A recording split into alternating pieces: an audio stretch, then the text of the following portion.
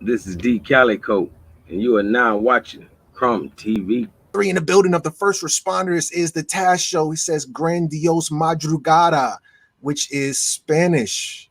Grand Rising is Spanish for Grand Rising. Well, y'all gonna have to go watch the video. He breaks down this whole thing. That is the Taz show on YouTube. Shout out to him. So those are the first responders. Shout out to y'all. I want to let y'all know that I have a special guest in the building. It is my good brother, DCalico. Peace and love, brother. How are you?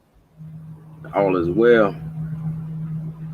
Brother, now before we get started, you know how we do. Can you tell the people who you are and where they can find you at? Yeah, you can always look up DCalico on YouTube. You can definitely find me on the Supreme Shock Etymology, which is on the Alhambra Society. You feel me? That's the fam. You feel me? And you can always find me on Crumb TV. Good, brother. That's definitely what it is. So I want to thank you again for coming on the platform. It really means everything to me and the rest of the family because you be teaching. That's a new thing now. Let me just get my stuff right. So with that said, brother, do you mind if we go over this PowerPoint or was anything else you would like to tell the family? I'm ready to get it in. Yeah, I think I'm ready to. I got to be honest with you. We're going to give them some breakfast. Yes, just a couple crumbs though. Not too much because the family be bulimic sometimes. I don't know what be going on. I was just going to say, I think they be fasting on the knowledge, but we're going to break the fast. Yeah. All right. So we have again Bobby Hemmitt, Baphomet, and Beyonce. So the best way to get started is just by getting it started. Baphomet, ancient origins. Let's see what we got here. So his story of Baphomet's beginning leads us to the Mendesian triad. When you see in the word triad, just understand that means Trinity. But brother, can you add some value to this Mendesian triad? What's going on with that? Yeah, it's widely known that Baphomet comes from the goat of Mendes. So of course we would have to check out the whole land itself. You feel me? To really know the Baphomet story. So we're talking about, that's going to lead you to the Mendesian triad, which we're about to get into. Now, if I could, I just want to kind of spill the beans a little bit. When we're dealing with Mendes, this is in Africa. More specifically, it's in I think Lower Egypt, or I think Upper Egypt is at the bottom. It's in Upper Egypt. Upper Egypt's at the bottom, and then Lower Egypt's at the top. I don't know. Anyway, but yes. But the next slide gonna definitely tell them. Okay, here we go. Mendes, the Greek name of the ancient Egyptian city of Djet. Oh, okay. Also known in ancient Egypt as Pre-Ben Djet, the domain of the Ram Lord of Djet, and Anep, is known today as Tel El Ruba. The city is located in the eastern Nile Delta and was capital of the 16th Lower Egyptian Nam of Ka. During the 29th dynasty, Mendes was also the capital of ancient Egypt. I hope the family's staying, paying attention. I'm sorry. Let me start that sentence over again. The city is located in the eastern Nile Delta and was the capital of the 16th Lower Egyptian Nam of Ka. During the 29th dynasty, Mendes was also the capital of ancient Egypt, lying on the Mendesian branch of the Nile, now silted up, about 35 kilometers east of Al-Manshura. Okay, what do we got here, brother? Yeah, I mean, it explains exactly what it is, but I just wanted to point out, like it says modern day Tel El Ruba. Well the tail part, Tell, it actually means what we over here would call a mound. So Okay. it's, like basically we need to know that we are the same people, but people don't quite see that. So basically they are mound builders. You feel me? and that's what a tail is, and this what it would have the cities on top of. Same thing going on over there was going on over here, or same Okay. thing over here was going on there.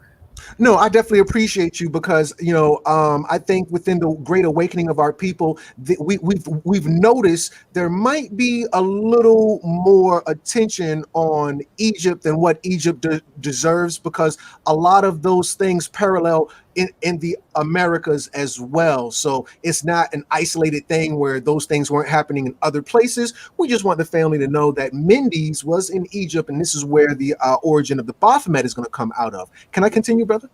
Yeah, yeah. All right. I was just gonna say how basically all of that mound that we're talking about, that all that dirt is called a heath. That's why we're heathens. The heathens. Oh, A heathens. mound builder is a classical heathen. Is a heathen. I want to shout out all my heathens.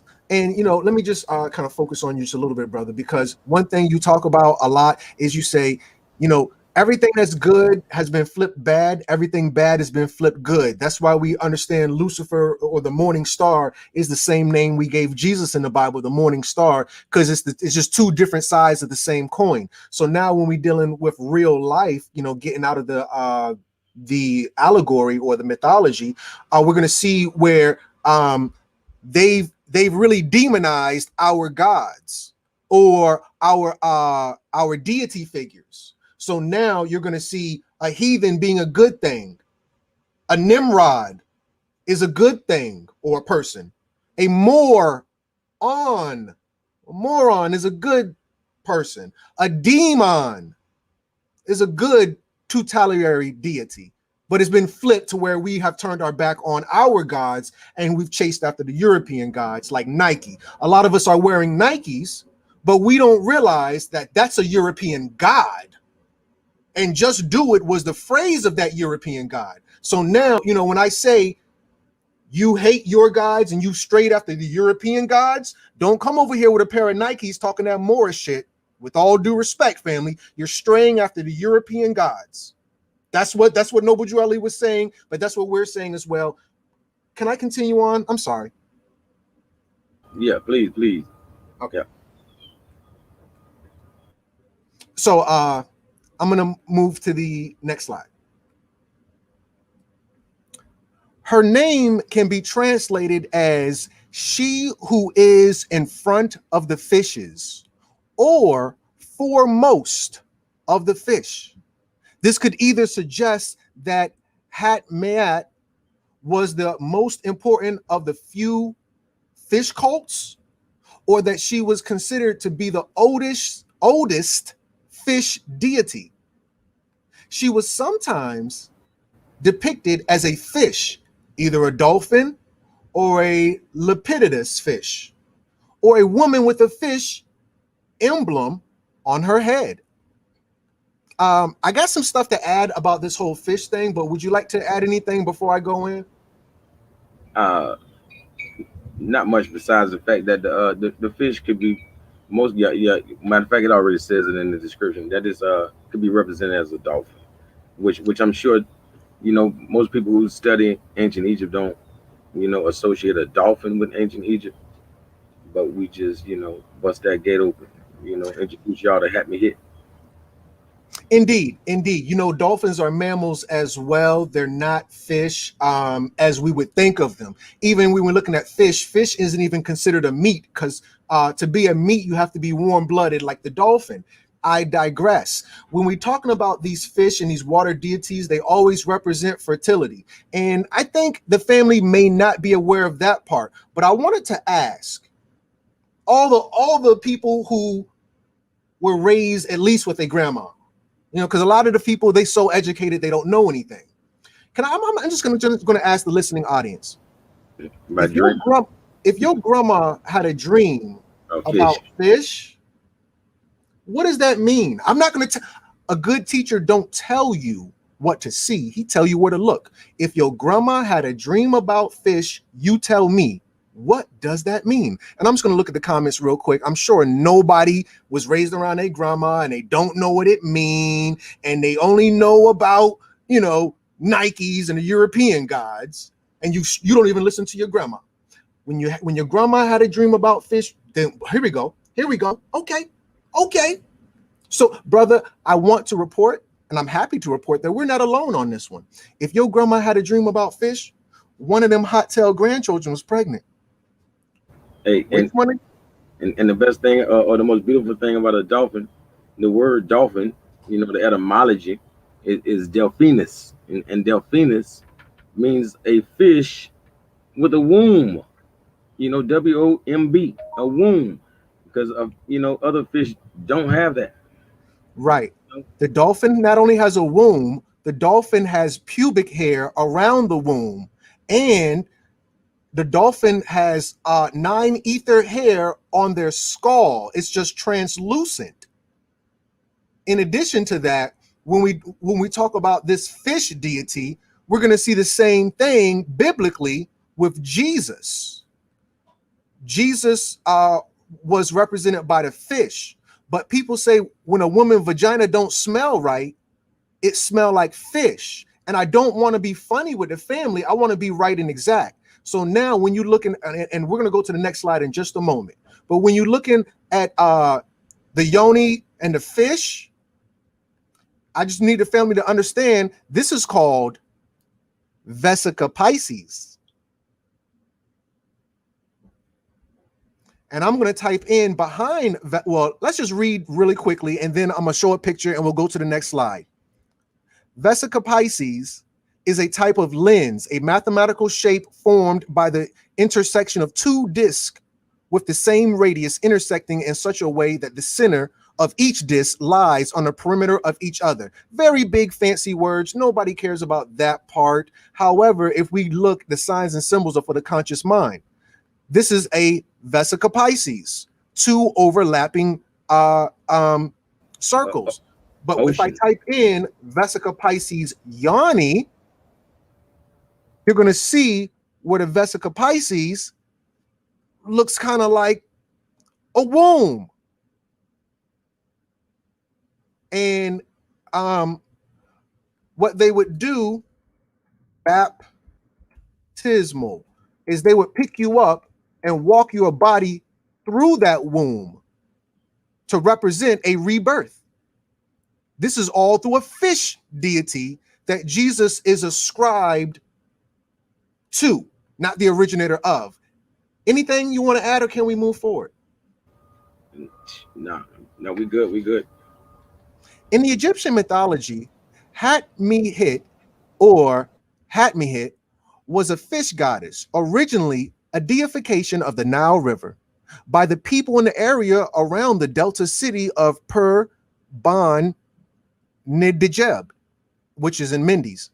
Her name translates as House of Mehit, implying she may have some connection to Hathor, one of the oldest deities of Egypt, who also went by name Mehit, meaning great flood. When a woman gets turned on, she can have a great flood, in so many words, being mature about it, because we're dealing with the fertility. This is the origins of all, the Baphomet, or we're going to get to it.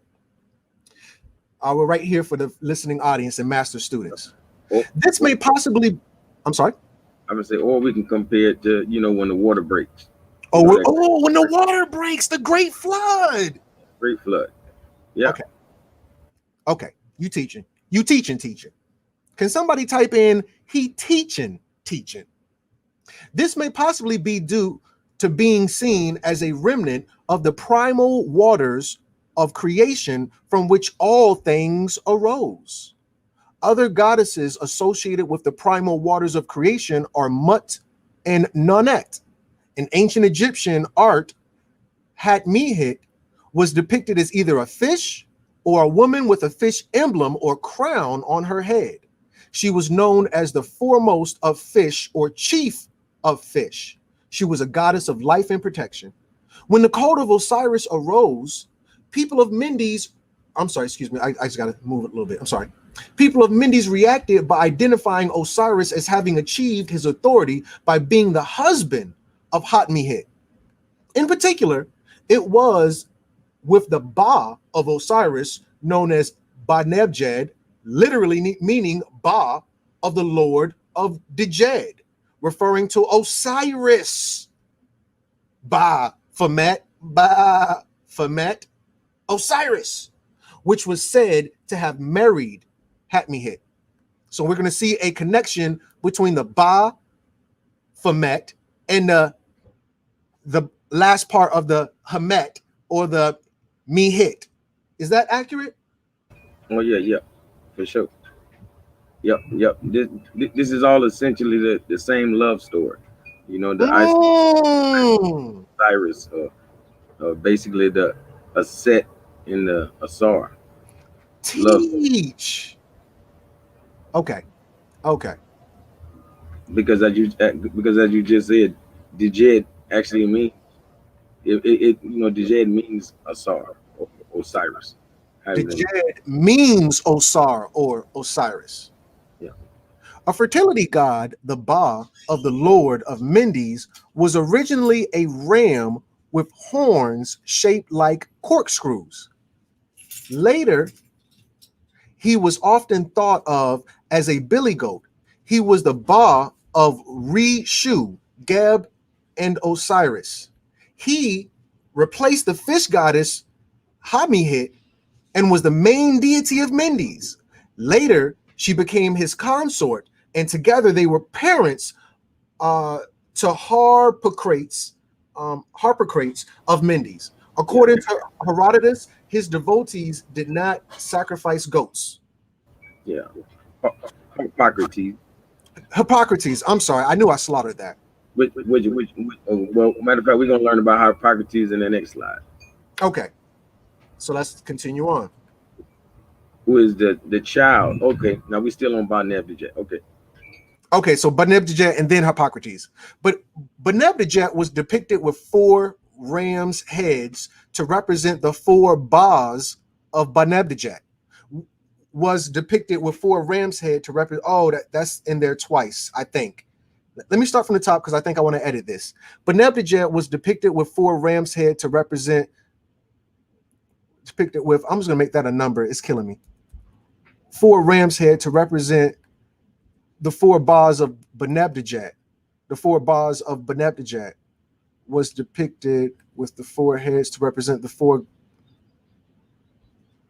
Well, here, I think I see what happened. I'm going to put of the sun god. Yeah, you got to go down to the of the sun god. Oh, of the sun god. I see where it's at. Yeah. The 4 Bas of Banebdjet, the sun god. Well, Baphomet don't have to be there. The rest of it, okay. Yeah. You reworded it. It's good. You reworded it.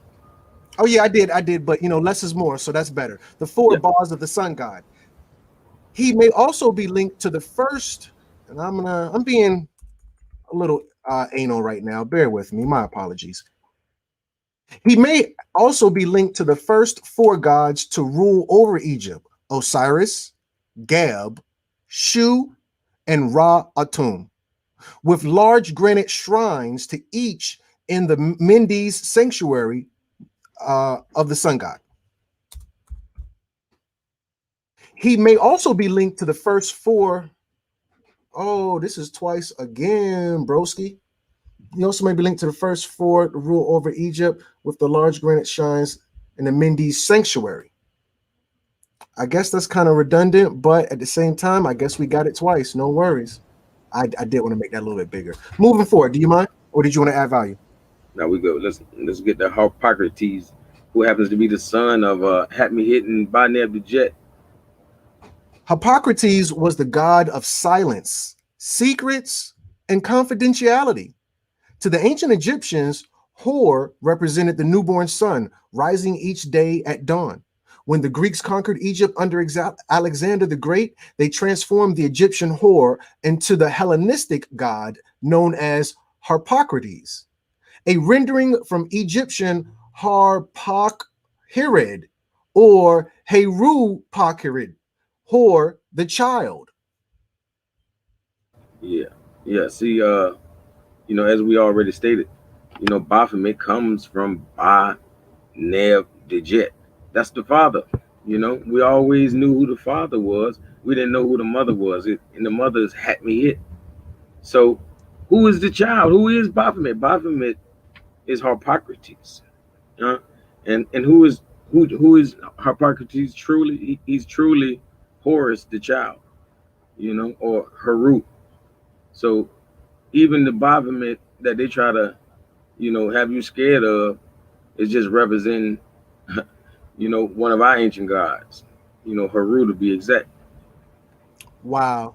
So what happens now is what has always happened. They've taken our information, they've taken our culture, they've taken everything that we have held sacred, and they've demonized it to keep us scared and away from it. Because, one thing I see is a lot of people, they don't know too much about Baphomet, they're just scared of it. It's a bad thing, and it's pretty much like the end all be all. But brother, what do you make of all of this? What do we got here?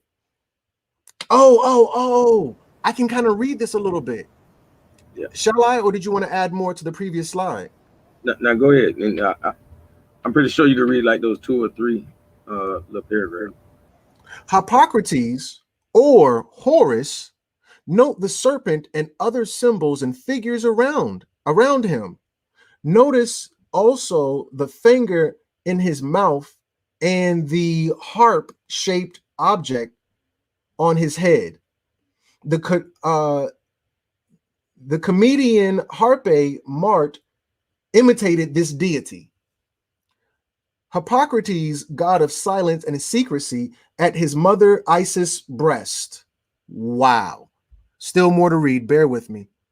Harpocrates, the sun god, on a magical gem from the book Jesus Christ, Son of God, Ancient Cosmology and Early Christian Symbolism by David Fielder, Quest Books, 1983. So, brother, I got to be honest with you. I was a little skeptical when you said these things, but for the listening audience, if the brother's bringing receipts, can you please press 1? Let me lead this parade. I want to lead this parade. If the brother is bringing receipts, can you please press 1? Because I don't want to say that, hey, it sounds good, we should go with it because, it was just some freestyle that he did when he was, high on shrooms or something, or a serious drug like Coca-Cola. I'm just picking. But yeah, no, he's really bringing receipts. This is more so confirmation than his opinion. Well, actually, it's not more so. That's exactly what it is. But brother, can you add value by helping me understand these pictures here? Well, I mean, before we, like these pictures, those pictures were just, added to show you imagery and like symbology of Hatmi and Hippocrates. Like anytime you seen a baby or something with the finger to the mouth, it's all symbolic of Hippocrates. But what I was going to say about Baphomet is, Baphomet like embodies that symbol, just signs and symbols. Like I say, this symbol is the symbol of Horus the child. But what I'm saying is Baphomet is like a whole embodiment of Ba-Neb the Jet. Even his lower half is in water, is submerged in water, like meaning like it's aquatic, like Hemmitt. You feel me? And then you even see wings like Horus on the back of the Baphomet. I mean, it's all of that embodied in one. It's like, just like even Ba-Neb the Jet itself can represent the entire zodiac. You feel me? That's why it's like really multiple parts. We think it's just one complete animal, right? But it's really the whole entire zodiac embodied in the animal, just like the Baphomet. What about these pictures? Yeah, I just added it because it's showing you more of a realistic symbol, symbology of what Horus the child looked like with the hairdo that they like to wear. Oh, right. Got you. And showing the certain symbols.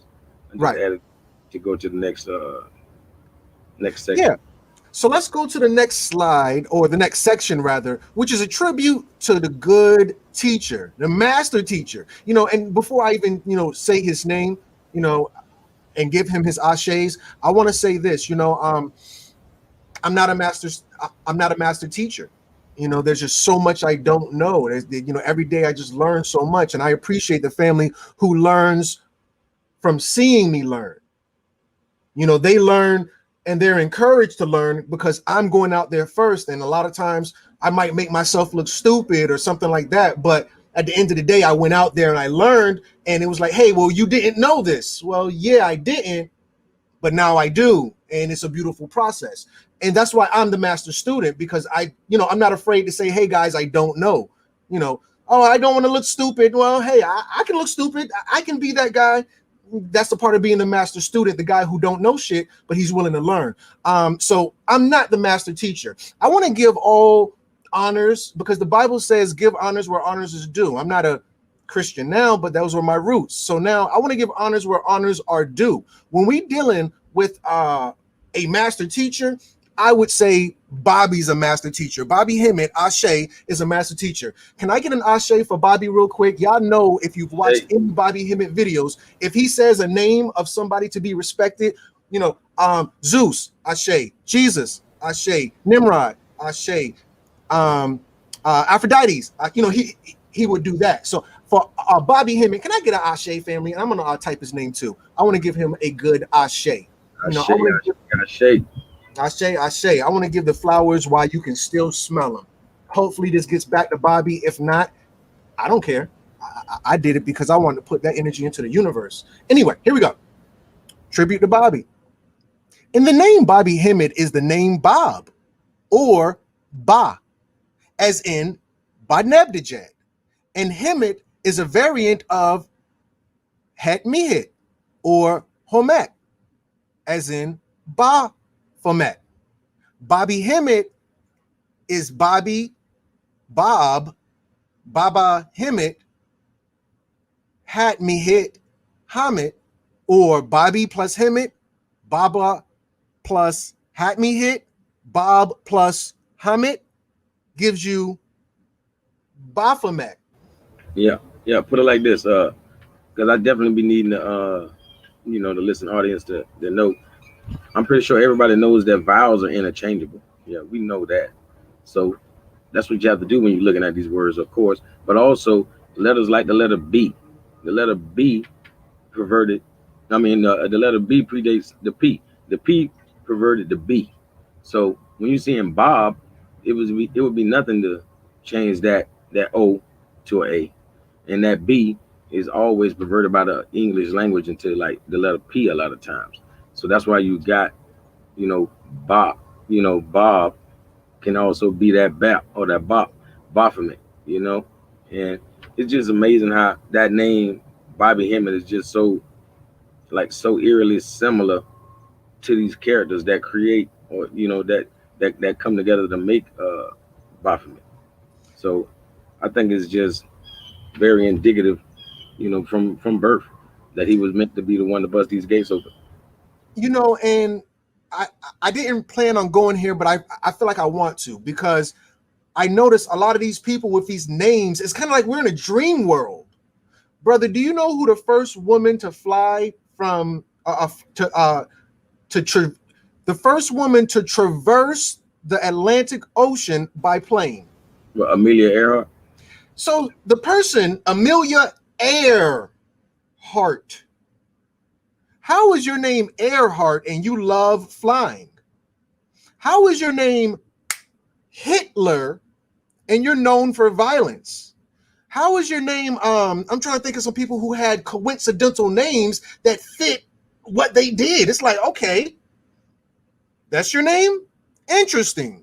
And this is another one. The name Bobby Hemmitt, coincidentally, there's this occult teacher guy whose name fits perfectly in with one of the most occult creatures known to man, which is the Baphomet. I find that to be very interesting, but let's move on, can we? Okay. Ba and Hamet equal Baphomet, as we said, which is the child of Ba-Nebdijed and Het-Mihit, modernly known as Baphomet, or anciently known as Harpocrates, which is the Horus, the child. So Bobby being the Baphomet means Bobby is Horus, or Heru, i.e. the hero of occult scholarship. Can you see how that could be eerily coincidental? I mean, and a good teacher doesn't tell you what to see, he tells you where to look. Press 1 if this just seems eerily coincidental, like, wow, this just works for some strange reason, as if we are in this matrix and these are all a part of a code. And there's no such thing as chance, but there's some intelligent design guiding all of these things. So nothing is by coincidence. And the reality is, truth is stranger than fiction. And that's I'm not trying to convince anybody of anything. We're not selling anybody anything. We're just asking you to look at the information and draw your own conclusion. Yes, sir. But now that I've beat that horse to death, resurrected it, and beat it again, can we go on to avatars of Hemmitt? Yes, sir. Because you know, that's a word I want the family to get used to. You know, avatar. You know, in Hindu, it's called a das avatar. But anyways, you know, in English we say an avatar. But what I'm saying is, I always tell Crumb anytime we get on this ancient Egyptian knowledge, I've said it on every show, so I feel that there's not thousands of Egyptian gods. There's not, you know, and I had to learn that by going through the Hindu studies of their gods, and they have avatars. They have enough sense to understand that this is a vessel, and the god came in this vessel, the god came in that vessel, you know. So those are all avatars, and we like to think, you know, that each one of those were different gods. Well, now we're going to understand why I say there's not thousands of Egyptian gods, because we're going to start with Hemmitt. So you're saying, like, because I was one of those peoples, men's, women's, refrigerator, peoples. I was one of those people, singular, not plural. I was one of those people, no S on the end, but it is plural. I'm tripping right now. I was one of those people, long story short, who thought there was a lot of Egyptian gods. So now you're saying, no, it's the same spirit in a different body, kind of how we have Tahuti, Thoth, Hermes Trismegistus, just different avatars. Yeah. But now with all these guys, I'm so confused. No, it's just an avatar. Yeah. I don't. It doesn't make sense. You're on YouTube and Instagram and Facebook. Yeah, just avatars to where I can express myself in different worlds. I express myself in the YouTube world through this format. Like you just said. On Facebook on another format doesn't mean that's a different person. It's still me. I'm just expressing myself through Facebook, which doesn't really do the video thing. But sometimes as a thing controlling an avatar, I have another avatar on Instagram that doesn't do the hour-long videos, and they don't really do text. We just do kind of short videos, and I express myself over there like that. Doesn't mean it's a bunch of different crumbs. It's just the same crumb through different avatars. And I think a lot of us have different avatars ourselves. A lot of you have 2 different Facebook accounts, and you trying to pretend like you 2 different people. Bruh, a lot of these Afrocentric Facebook accounts are Europeans with an avatar. So yeah, there's not 1,000 Egyptian gods. It's just a couple who are using different vessels or different avatars. So don't get confused when we say Jesus, Yahweh, just these different Krishna, these different Jesus avatars. Is that fair to say? Yeah. It essentially boils down to whatever ritual they are doing. You know, that's when the different masks come on, or the different role they take on. You know, just for example, Atum, where we get Atum and all that. You know, Atum he was there in the beginning, but Atum is also when Mayat weighs up the heart against the feather of truth. If your heart don't weigh up, it gets fed to Sebek. Sebek is really Atum, you know. So they're one and the same. That's just Atum is Sebek in that ritual, in that ritual, he becomes Sebek. He gonna eat your heart out. If it don't weigh up. You know. Eat your heart out, Crumb TV. The brothers is teaching. Can we move on, brothers? Is that okay? Yes, sir.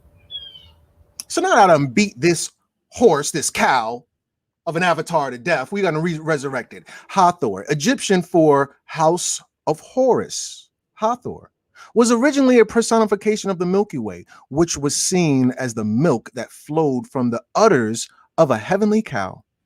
Hathor was an ancient goddess, worshipped as a cow deity from at least 2700 BC during the Second Dynasty, and possibly even by the Scorpion King. They made a movie about that if you haven't seen it. The name Hathor refers to the encirclement by her in the form of the Milky Way, of the night sky, and consequently of the god of the sky, Horus. She was originally seen as the daughter of Ra, the creator whose own cosmic birth was formalized as the Ogdod cosmogony. Would you like to add anything to that, brother?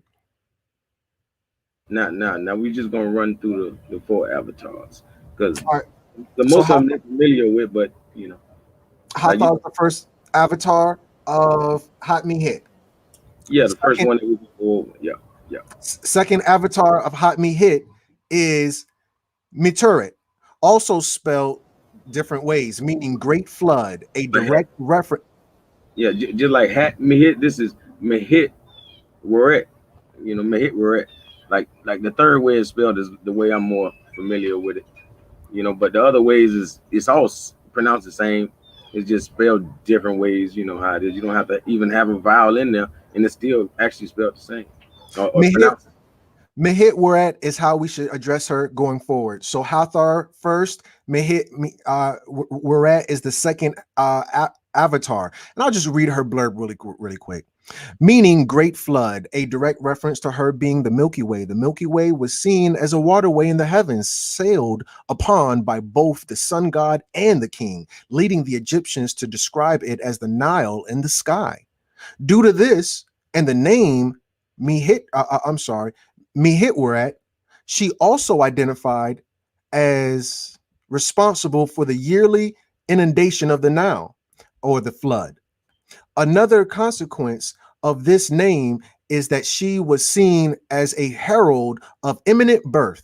She, as when the amniotic sac breaks and floods its waters. It is a medical indicator that the child is due to be born extremely soon. Yeah, Third, just like the first one, Hathor, what it said, House of Horus. House of Horus. House meaning the body. The temple. The temple of God, the body. So House of Horus meaning the mother. So that's Harpocrates. The Horus the child. You get me? So, speaking of House of Horus, if I could just throw this out there, just to let the family know, Jesus was from the house of Bethlehem. Bethlehem meaning house of bread. Bread meaning house of wheat. I'm sorry, family, it goes a little bit deep. Bear with me. Jesus from house of Bethlehem. Bethlehem means bread. Bread means wheat. Who holds the wheat? Virgo. The house of Bethlehem is the house of Virgo, the only female constellation. Jesus comes out of the house of Virgo, the house of bread. That's a whole nother thing, but Horus comes out of the house of Hathor. So anyway.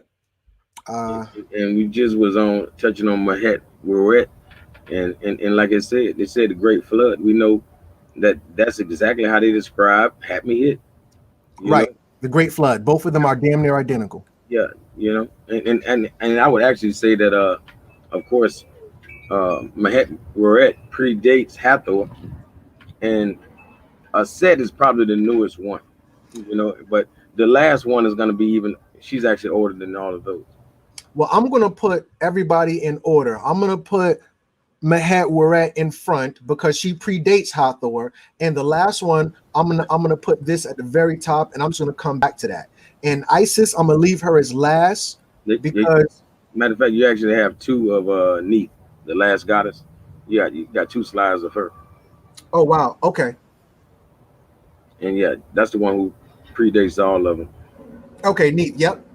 Well, let me just read. I said Even since we're even though I could have definitely took it to the Ogdag and touched on Nanette, but that's just how I would really show that all of these gods coming from, just a few. But we just gonna touch on the ones that I want them to get more familiar with. so Aset is a goddess in Egyptian mythology. She was most prominent mythologically as the wife and sister of Asar or Osiris and the mother of Haru or Horus, and was worshipped as the archetypal wife and mother. Her name literally means female of throne, that is, queen of the throne, which was portrayed by the emblem worn on her head, that of a throne.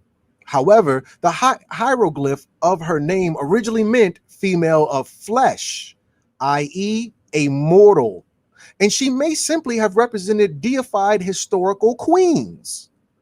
Her origins are uncertain, but are believed to have come from the Nile Delta. However, unlike other Egyptian deities, she did not have a. Hold on, let me just move this as I read. I can't see. Let me go over here. All right, so where was I at on her head?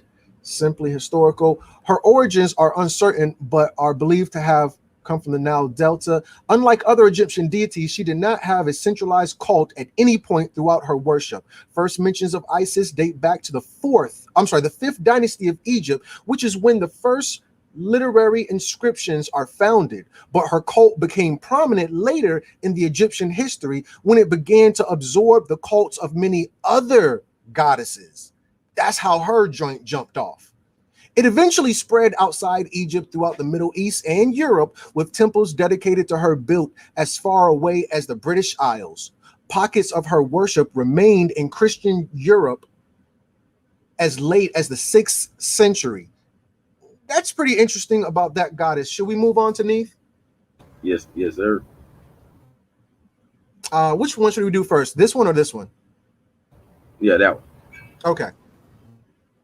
So now, first slide about Neith. Neith is the first version of Hemmitt.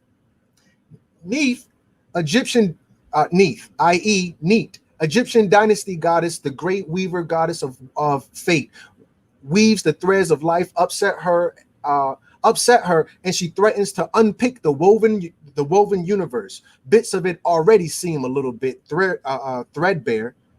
She was asked by Benebdejet to attribute in the fight for power between Horus and Set.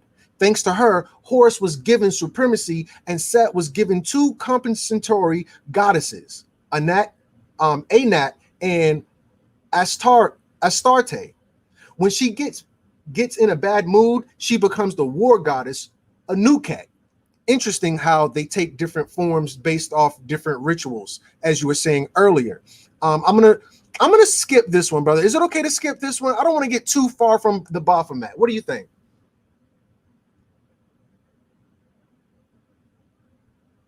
My bad. Yeah, yeah.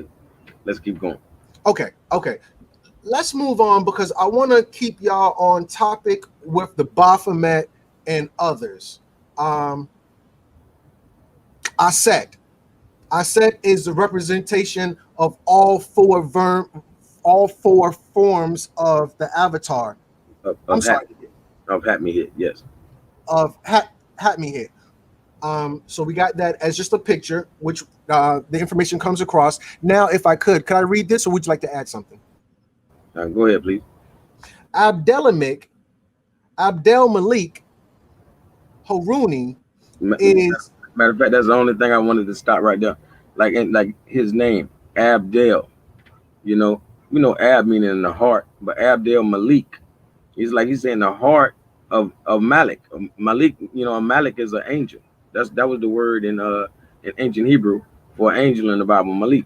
And then you got Horo, which is horse. Huh?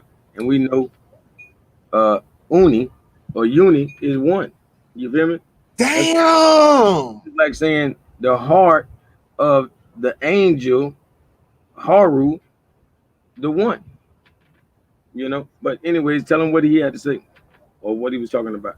Abdelmalik Haruni, or the heart of Malik, who is Horus the One, in his Muajizat Frequie, Wanders of uh, Okay. Wanderers of Africa, writing 1,000 years later in Constantinople, speaks of the Berber sect of the Horned Ones.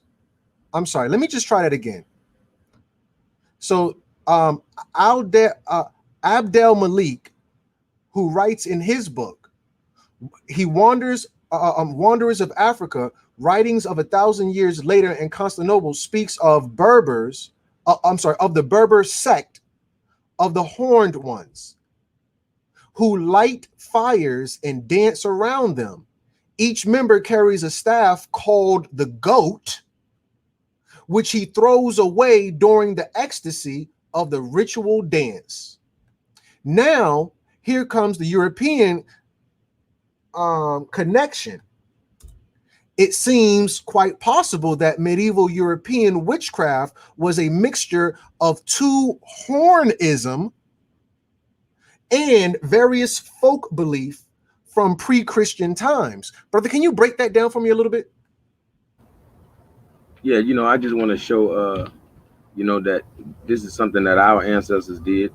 When you see these horns, you know, because you can imagine with these American mind frames that if these guys see people with horns on their head running around, dancing around a fire, you can imagine, you know, how they would crucify these people. You know, yeah. How did I miss that? Look, watch this. Watch this. Black Americans will be the next crusaders. They'll be traveling the world trying to stop that. You know what I mean? Like they're trying to put an end to that. Wow. Because we are so far removed from our own culture. Now, if we see our ancestors, we'll attack and kill them. Yeah. Yeah. Devils dancing around fire.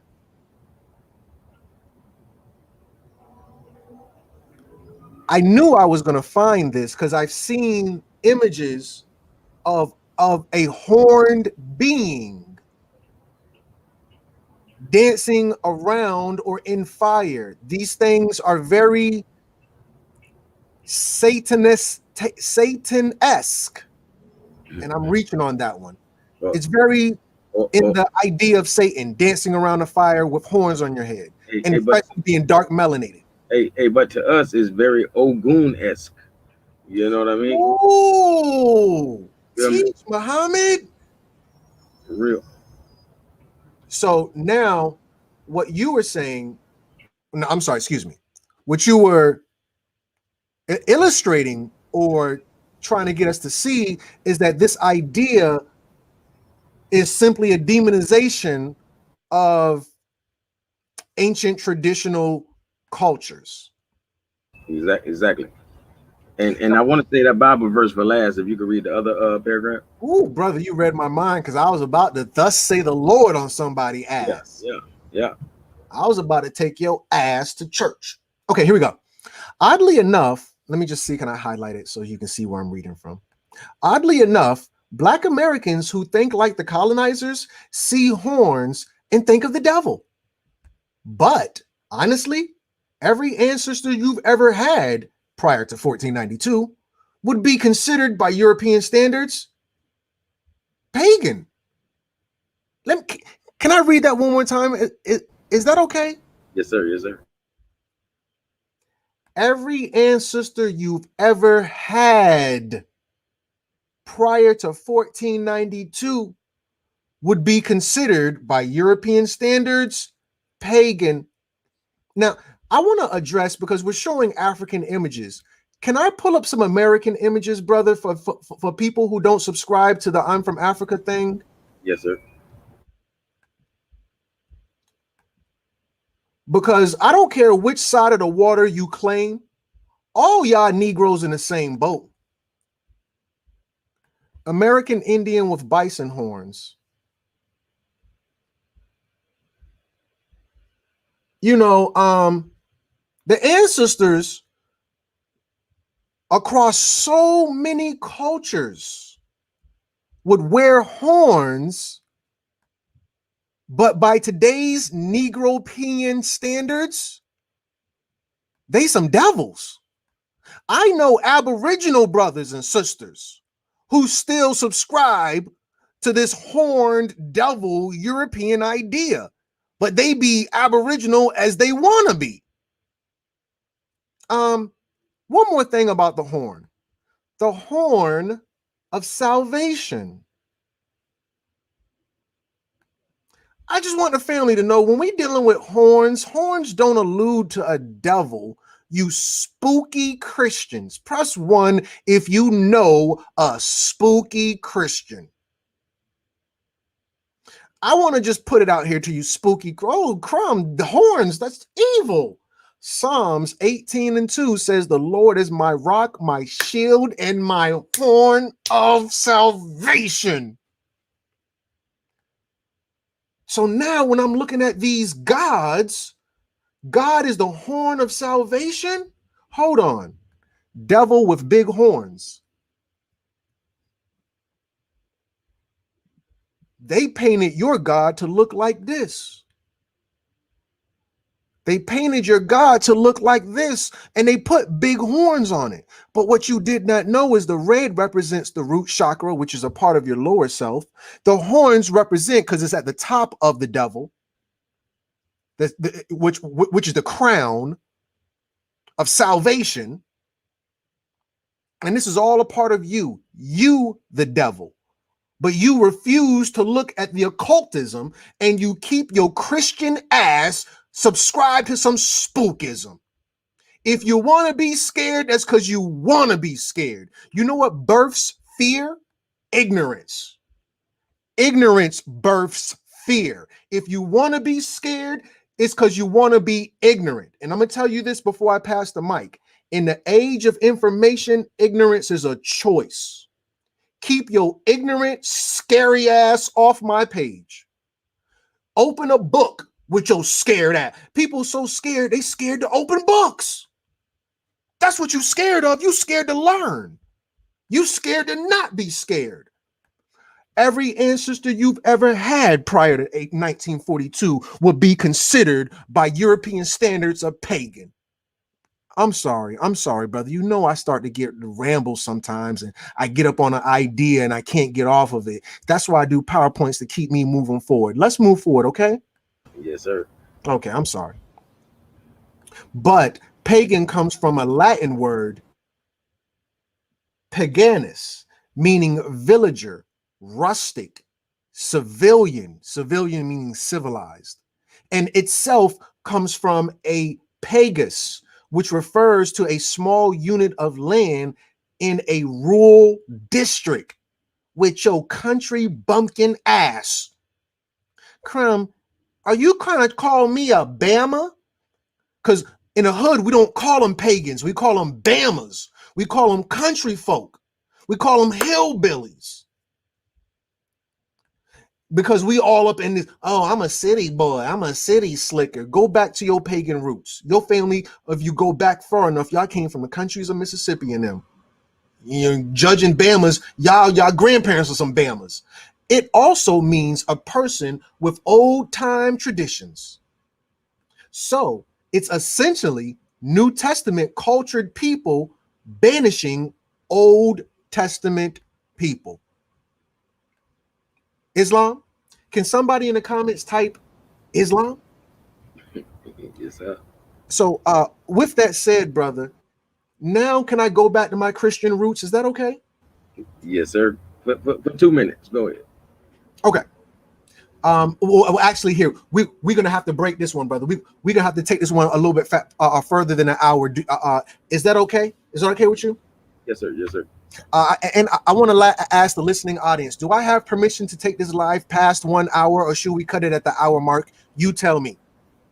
So while I let the family decide within the next 4 minutes, I'm gonna see what I can do. So Christians, if you could pull out your Bibles, whether that be on Bible Hub or whether it be the King James book, Helios Biblios, and turn it to Psalms, chapter 75, verse 10. When the master students have it, can you say Ashe? Psalm 75, chapter 75, verse 10 reads, all the horns of the wicked will be cut off. All the horns of the wicked will be cut off. I'm sorry. All the horns of the wicked also will I cut off. The devil don't got horns. God already told you he cut the horns off the wicked. They don't have horns. Read your Bible. But this is the part I wanted to highlight in White-ish.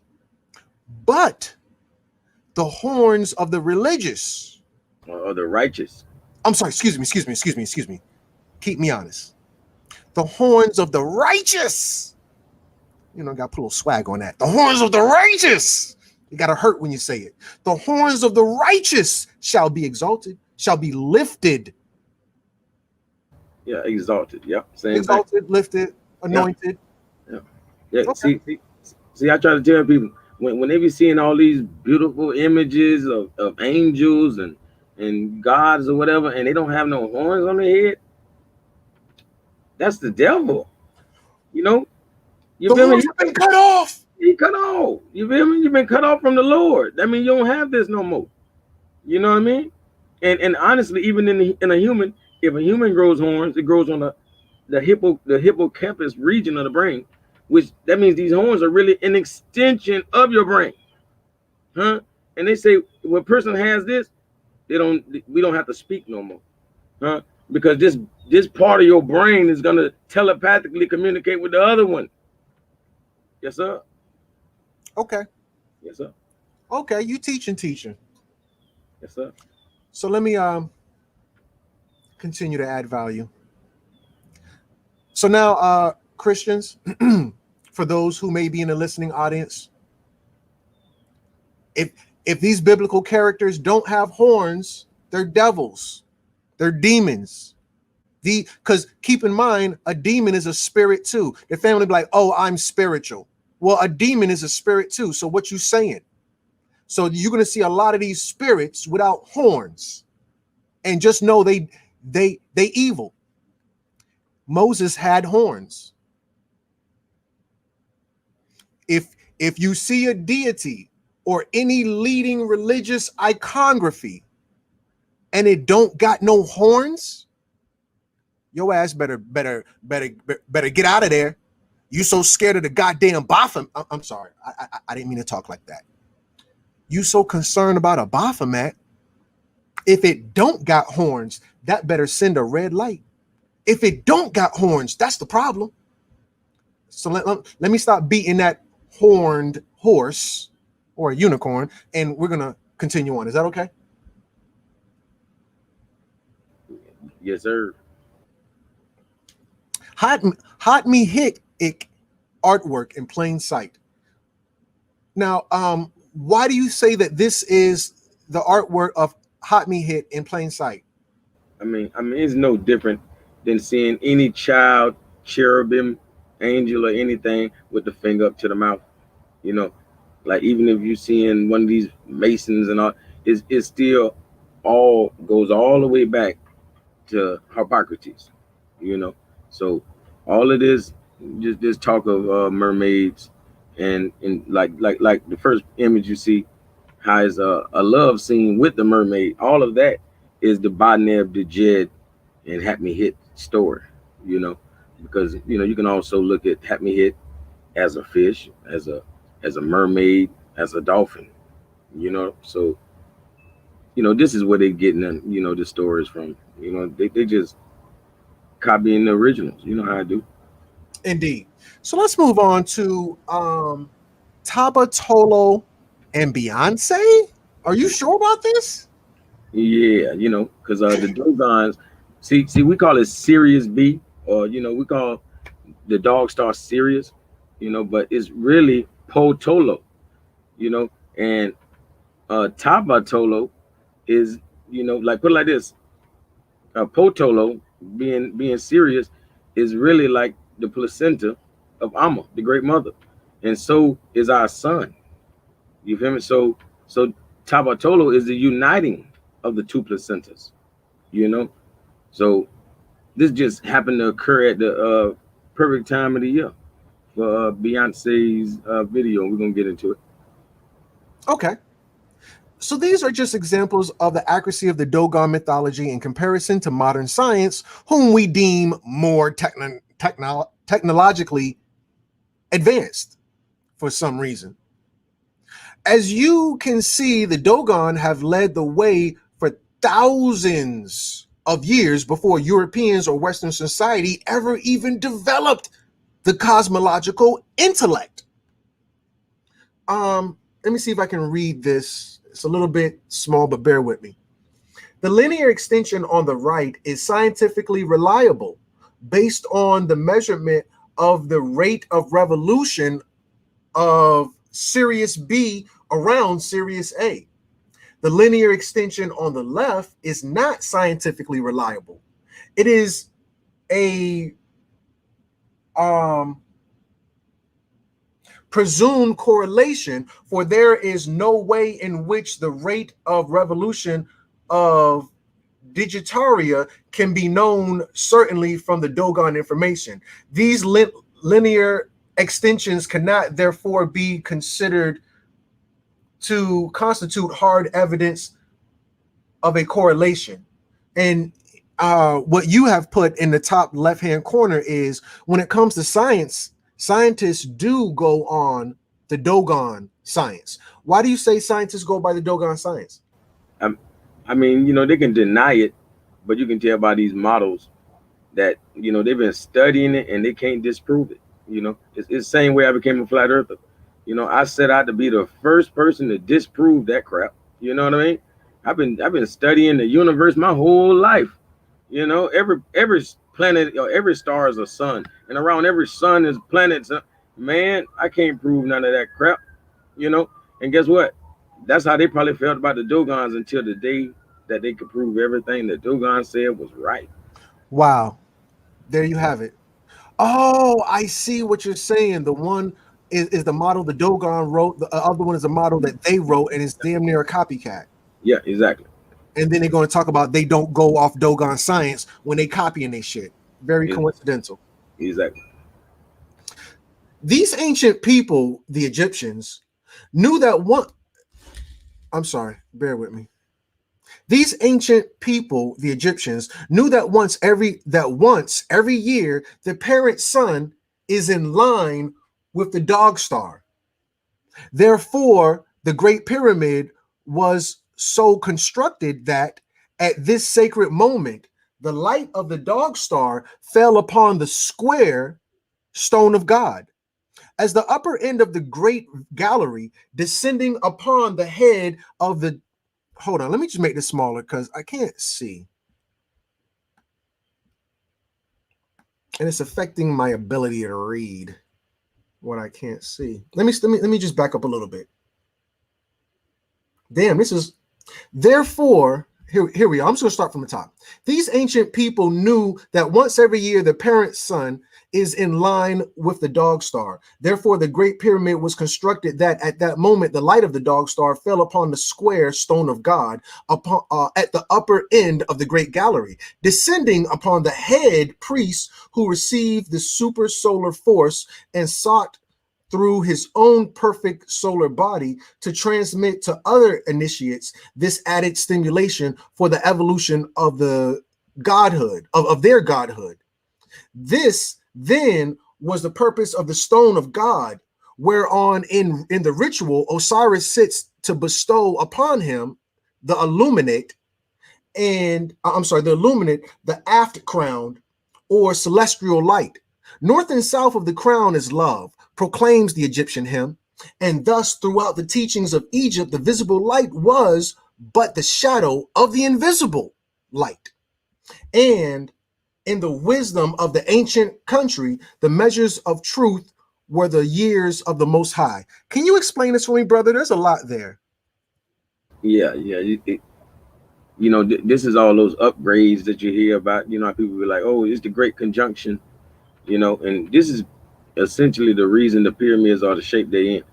You know, it's directly lined up that every time around this time of the year, that the light from Sirius B shines directly through the top of the pyramid.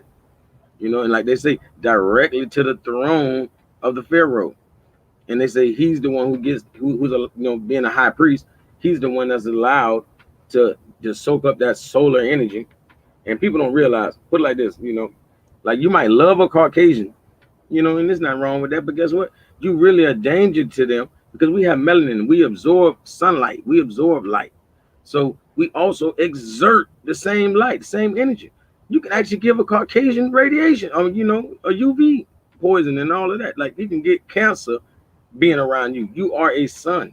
That's why we say, what up, son, and all that kind of stuff, because it is really true. And the word SON is the same word as the SUN.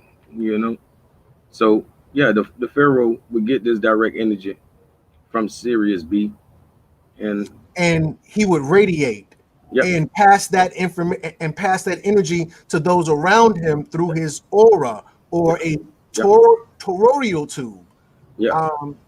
Let me just show the family well, I'm not going to do that. I'm not doing all that. Anyway, and I think it's interesting that when you said he radiates and he radiates on others, the Bible says, let your light shine on everybody else. We had this little light of mine.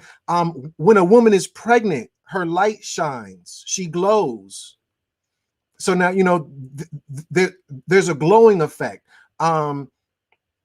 If a woman is beautiful, she's called radiant. She radiates a solar energy from within her. We are a sun. That's why when she's pregnant with her child, she glows, because there's an inner force in her shining that, people don't glow for real until they, the most prominent phenomenon of a person glowing is always a female who's pregnant. Men can glow too, but we don't do it like women do. We are radiant, but they are the most radiant. And we are their sons, and we radiate just like they do. And I found it to be interesting that you were saying, we can have white friends, but our white friends being around us is a conflict of interest, because just like the sun, if it radiates too much, it'll give them cancer. We radiate, and if we have too much of that energy, we vibrate too high, our white friends could possibly be hurt, keeping it mature. So, not promoting segregation, but saying that if you really love them, you might want to keep your distance, especially if you vibrating at a certain level. Could I point out a European who didn't learn his lesson through a woman who vibrated and killed his silly ass? Yes, sir. Phoenix kills Cyclops. Damn, white Jesus. Phoenix kills Cyclops. So we know that, you might have a white friend or a white wife, and they may really love you, but if your ass start to radiate too high, they got to get from around you, because you're going to kill them. And that was the same thing we saw in the Romeo and Juliet story of Cyclops and Jean Grey. Cyclops was in a relationship with Jean Grey, and Jean Grey loved Cyclops. But once she reached a certain vibration, her ass won't Jean Grey no more. Her ass was Phoenix. Anybody who knows the story of the Phoenix, keep in mind she had red hair. Anybody knows the story of the Phoenix rose from the ashes. The old her had died, and the new her had rose from the ashes, and she vibrated so high that she killed that white boy. That's the dangerous power of melanin. That's the dangerous power of melanin, but it was silly because they tried to tell that story through a white girl, as they always do. Like Superman, just like Superman, even though he get his energy from the sun. So how the hell a white man get his power from the sun? Stop playing with me.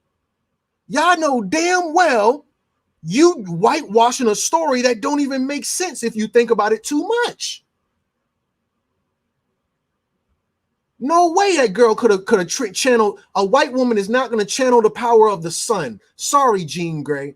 I know it's just a cartoon, but you tried me with that one. It's just a cartoon. It's okay, family. It's just a cartoon, but they tried me with that one. So now when we talk about vibrating so high, the whole shit that happened with Jean Grey, same thing that happened with the Pharaoh. That's what we telling you. On a certain day of the year, the light from Sirius B came directly through the pyramid, shined on Pharaoh, and the shit shined on everybody else and radiated. But you got to have that sun gene in order to receive that. If not, your ass is going to do like Cyclops and spontaneously combust. Hey, brother, it goes back to like what you said, you know, or what you always say. We are the reptilians. You feel me? And how else can a lizard or a snake or anything like grow? They can't grow without sunlight. They can't grow without the sun. So you getting your genetic, upgrade or period. The sun instructs everything what to do. You know. What was that fire that girl had? That was the serpentine fire, a kundalini energy. Mm-hmm, mm-hmm. I know it's a cartoon, family, but signs and symbols are for the conscious mind. Let's move forward because we're talking about the Baphomet, not the reptilian. According to the Cometians, which were the ancient African Egyptians, the reason it gets so hot during the dog days is because this is the time of the heliacal rising of Sirius. Sirius rises just months before the sun. This is how we can see it. Just 10 days before, Sirius was rising at the same time as the sun. We were not able to see the star because of the light of the sun. In other words, this is the time of the year when we are closest to to Sirius. The heliacal rising of Sirius was one of the most sacred moments of the year in ancient Kemet and was used as a bias for being the New Year celebration. Can I look up dog days real quick, brother? Is that okay? Because some people may not know what that is. Yeah, certainly. Almost ready. Let me just go to all. The dog days of summer. Dog Days in China will begin on Wednesday, July 21st, 2021, and ends on Thursday, August 19th. You racist so-and-so. Why do they call it the dog days of summer? Yeah, because of the dog star. Because of the dog star. Which, I mean, you and I know that, but for anybody, oh, I don't do that Egyptology shit. Okay, well, have you ever heard of the dog days? You know, I mean, why are you guys calling them dog days? I don't know. Is that because of Yeshua? I don't know, Noble Jew Ali? I mean, somebody help me. Anyway, being serious. The dog days of summer are the hot, sultry days of summer. They were historically the period following the heliacal rising of the star system Sirius, which Hellenistic astrology connected with heat, drought, sudden thunderstorms, lethargy, fever, mad dogs, and bad luck. When it's hot outside, who is not happy with a second sun? Do you know, brother? Who don't want a second sun? Do you know? Let me help the listening audience out. Let me help the listening audience real quick. Bill Gates blocking out sun, Forbes.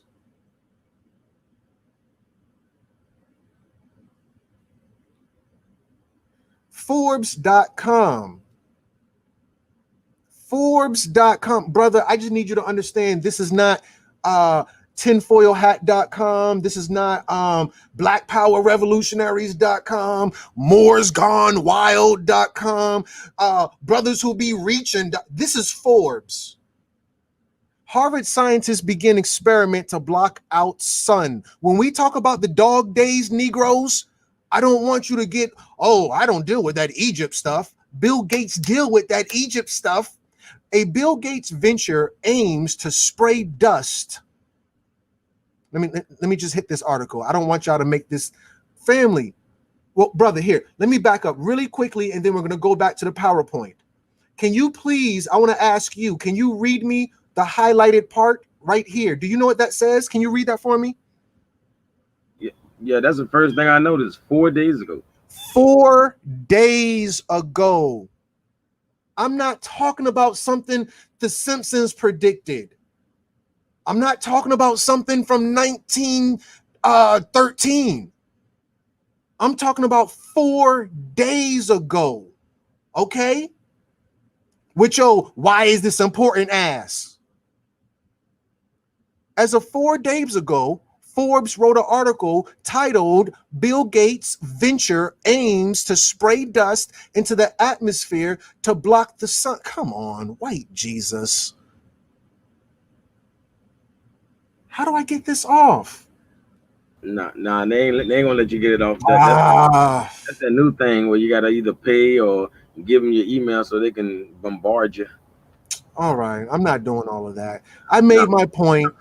They're going to block out the sun because of the dog days. The dog days is from the Sirius planet. The Sirius star.